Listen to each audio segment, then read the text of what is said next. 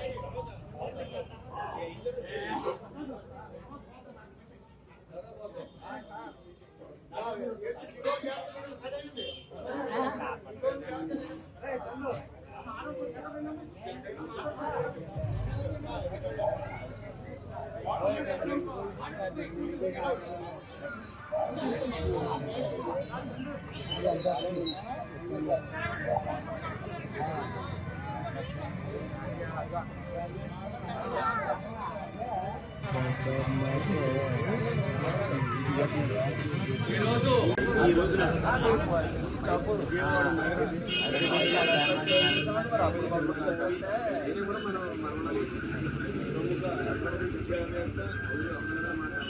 BR Ambedkar గారి విగ్రహావిష్కరణ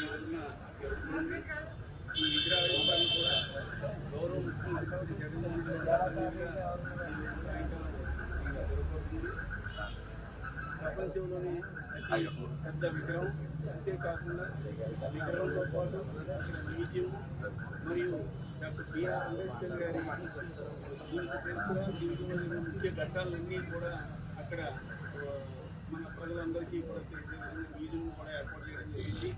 అంతేకాకుండా ఇది ఈ సుమారు 404 కోట్ల వ్యయంతోటి భారతదేశంలో ఎక్కడ నిర్మించిన విధంగా మరి విజయవాడలో ఈ రోజున నిర్మించి ఈ రోజున ప్రారంభించడం జరుగుతుంది. మరి ఆ మహనీయుడికి మనందరూ కూడా ఈ దేశం కూడా తక్కువ. ఈ రోజున మన భారతదేశం ఈ ప్రజాస్వామ్య దేశంగా ఈ రంగంలో కాదు. ఆ రోజున భారత రాజ్యాంగాన్ని రచించిన మేధావులు, దాని చైర్మన్గా ఉన్నటువంటి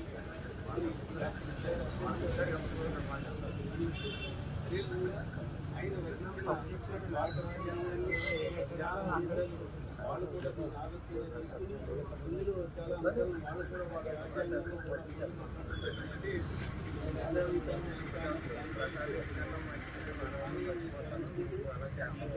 మన ఆంధ్రప్రదేశ్లో గ్రామ గ్రామాన్ని ఎక్కడ బిఆర్ అంబేద్కర్ చాలా ప్రయత్నం చేసి అర్పించాలి. అందులో భాగంగానే ఈ రోజున ఆంధ్రప్రదేశ్ గ్రామంలో మాతా బిఆర్ అంబేద్కర్ గారి విగ్రహానికి స్థానిక